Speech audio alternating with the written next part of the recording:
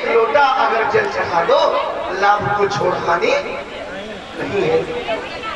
एक लोटा जल अगर आपने चढ़ा दिया सच्चे मन से, उन्हें जल की कोई जरूरत नहीं। कहा गया जटाओं में गंगा जी विहार करें और भक्तों का बेड़ा भोला पार करें। जल की क्या जरूरत है? जल कैसा है? निर्मल। जल चढ़ाते समय वो हमसे कहते हैं बेटा ये जल जैसा है निर्मल, इसी तरह से तू अपने मन को भी निर्मल बना ले और मेरे में समर्पित कर दे। तू मेरा मैं तेरा। क्योंकि उन्हें तो सत्य प्रिय है। आपने एक लोटा जल चढ़ा दिया सच्चे मन से, तो मेरा देवाधिदेव महादेव भोले भंडारी आपकी सारी मनोकामना निरंतरता में ही पवित्रता है। निरंतर रोज चढ़ाते रहिए एक लोटा जल, आपका क्या जाता है? आपकी हर मनोकामना पूर्ण हो।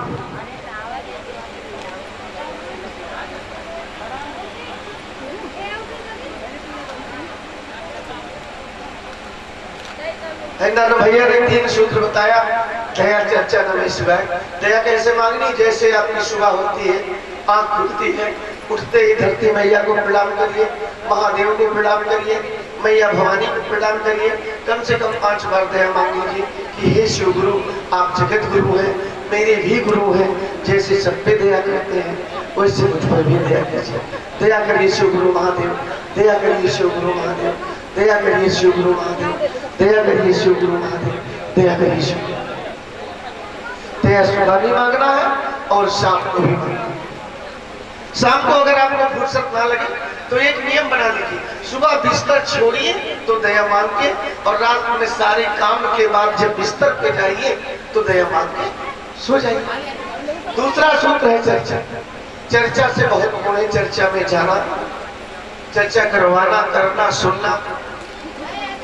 जितने हम भगवान की गुरु की गाथा गाते हैं उतने ही हमारे पाप कटते हैं और हमारे अच्छे कर्म बनते हैं। तीसरा सूत्र है नमस्ते। भोले भंडारी महादेव को 108 बार प्रणाम करना है, उनका नाम लेना है। चाहे अजपा विधि से ऐसे बैठ के नहा धो के 15 मिनट नमः शिवाय कर लो, नहीं तो एक माला है रुद्राक्ष की, उसको ऊपर एक दाना लगा सुमिरनी, उसको प्रणाम करके एक दाने पे उंगली रखिए, शासन कर दीजिए नमः सास महर शिवाय। एक दाना किसका दीजिए, दूसरे पे रखिए, उसी पे नमः, उसी पे शिवाय। इस तरह जब पूरी माला घूम जाएगी तो आपका मन समझ जाएगा महादेव के चरणों में हमारा 108 बार प्रणाम सुनता। तीसरी विधि कंदन विधि। ये तीनों विधियां हैं। जिसने तीनों सूत्र का पालन कर लिया, भोले भंडारी की दया उस पर बरसती रहती है, बरसती रहती है, और भोले बाबा उसके सारे कष्ट दूर करते हैं। आज मंगलवार है और कहा गया कि आज मंगलवार है, आज मंगलवार है, हनुमत की जयकार है।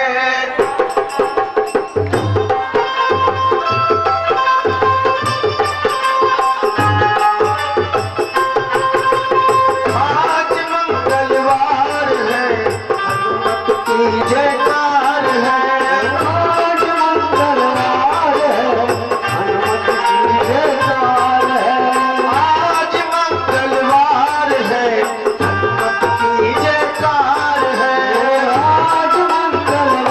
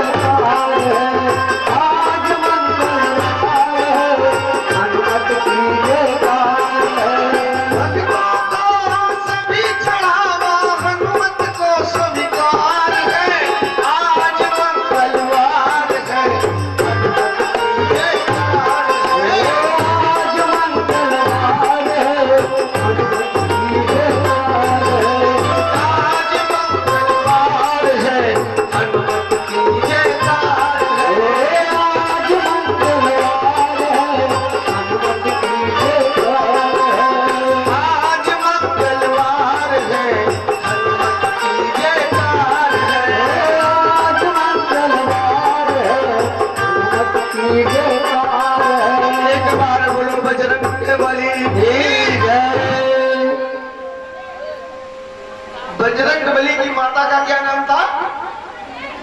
अंजना। पिता का नाम? अरे बोलो तो सही। केसरी। बड़ी दुर्भाग्य की बात है कि जब माता अंजना की शादी केसरी के साथ हो जाती है तो समय बीतता रहता है, बीतता रहता है, कोई संतान नहीं, कोई संतान नहीं अंजना माता को। कई साल बीत गए। अंजना माता की उम्र 51 वर्ष हो गई। सोचिए 51 वर्ष की हो गई मां अंजना, कोई संतान नहीं। जिस माता की उम्र 51 वर्ष हो जाए और ससुराल में रहती हो, उसके पास कोई संतान ना हो, उसके ऊपर कितना कष्ट होता है। सोचिए मां अंजना अपने मायके आती है पिता के घर। उनके पिता का नाम था गौतम बाबा। क्या नाम था? गौतम बाबा। और संजोग की बात थी, दूसरे दिन छठ का व्रत है। हमारी माता बहन व्रत रखती है छठ का, पुत्र का व्रत। पुत्र की कामना के लिए, उनकी आयु के लिए, लंबी बुद्धि विवेक के लिए सारी औरतें मैके की गई थी व्रत करने छठ माता का। छठ माता का व्रत किसका होता है? इसी माता आज शक्ति जगत जननी मां पार्वती की ही हर रूप में पूजा होती है। माता के ही सारे रूप हैं। माता ने 52 बार जन्म लिया और हर जन्म देवादिदेव महादेव को ही पति के रूप में पाया। तपस्या हर बार तपस्या किया और प्रभु ने, भोलेनाथ ने परीक्षा लिया, तब पत्नी के रूप में उन्हें स्वीकार किया।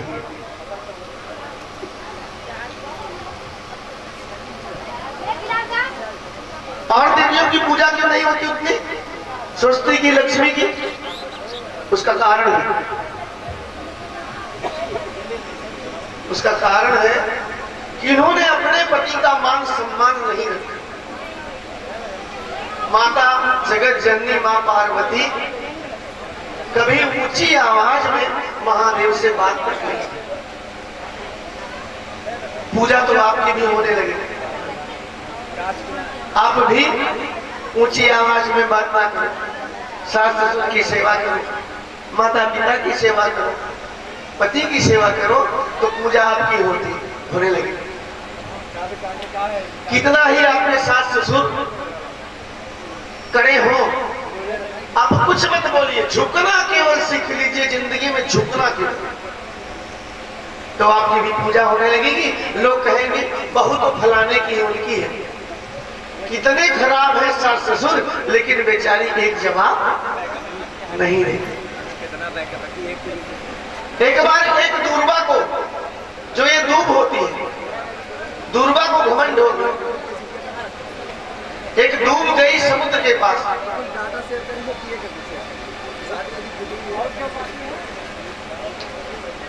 दूर्वा नहीं, एक नदी गई समुद्र के पास। आपने देखा जब सावन भादों का महीना आता नदी में बाढ़ आ जाती है, और नदी गई समुद्र के पास, कहा है समुद्र मैं बहुत बड़ी नदी हूं, बहुत बड़ी नदी हूं, मांग ले क्या चाहिए? समुद्र ने कहा अरे वो नदी मेरे पास तो सब कुछ है, तो क्या मुझे देगी? क्योंकि समुद्र के पास तो सब कुछ है, हीरा जवाहरात मोती माणिक सब समुद्र से ही तो निकलता है, क्या देगी मुझे? कुछ नहीं चाहिए। अरे बोले मांग पगले मैं बहुत बड़ी नदी हूं। तो समुद्र ने कहा अगर देना है तो अपने मुझे लाके एक दूर्वा दे दे। नदी ने कहा पागल है, मांगा भी तो क्या मांगा, एक दूरबा। अभी मैं लाके देती हूँ, अभी लाके देती हूँ। नदी दौड़ी दौड़ी आई अपने किनारे पे। किनारे में दूरबा थी। नदी ने पानी के बेग को बढ़ाया 10 फीट ऊंचा, और जब पानी का बेग बढ़ाती तो दूरबा उसी में झुक जाती, खड़ी नहीं होती। जितनी बार पानी का बेग बढ़े दूरबा झुक जाए, टूटी ही नहीं। नदी हार गई, वापस गई। बोला समुद्र तू दूसरा कुछ मांग लो, तू दूसरा कुछ मांग ले। मैं दूरबा नहीं राशि। बोला क्यों, क्या बात है? बोले जितनी बार मैंने पानी का बेग बढ़ाया, प्रेशर डाला, वो झुक जाती थी मेरे अंदर, टूटी नहीं। समुद्र ने कहा हे नदी तू भी झुकना सीख ले, तू भी झुकना सीख ले। अगर झुकना सीख लेगी तो लोग तेरी पूजा करेंगे। तो वही बात है, आप भी केवल झुकना सीख लो बड़ों के आगे, तो आपकी भी पूजा होने लगे। झुकना सीख। एक असुर था महिषासुर,